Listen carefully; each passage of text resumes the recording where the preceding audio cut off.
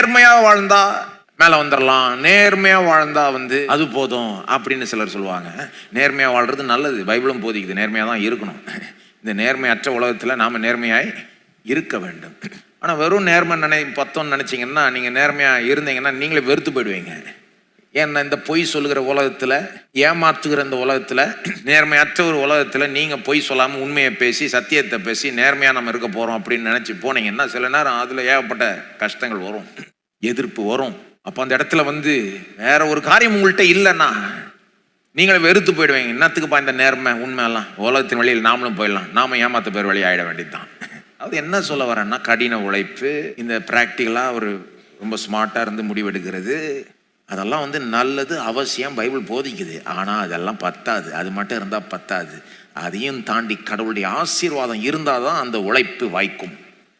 கடவுளுடைய ஆசீர்வாதம் இருந்தாதான் நீங்க யோசித்து திட்டமிட்டு ஒரு பிராக்டிக்கல் ஞானத்தோட எடுக்கிறீங்க பாருங்க, ஒரு பிளான் போடுறீங்க, அதை திட்டமிடுறீங்க, அதை செயல்படுத்துறீங்க. அது வாய்க்கணும்னா அது மேல கடவுளுடைய ஆசீர்வாதம் இருக்கணும்.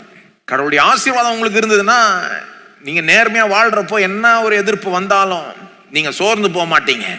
என்ன இழப்பு வந்தாலும் கூட நீங்க கிவ் அப் பண்ண மாட்டீங்க, நம்பிக்கை இழக்க மாட்டீங்க. இல்ல கடவுளுடைய ஆசீர்வாதம் என் மேல இருக்கு, ஒரு நாள் எனக்கு சேர்த்து வச்சு வரும் பாரு அப்படின்னு வைங்க.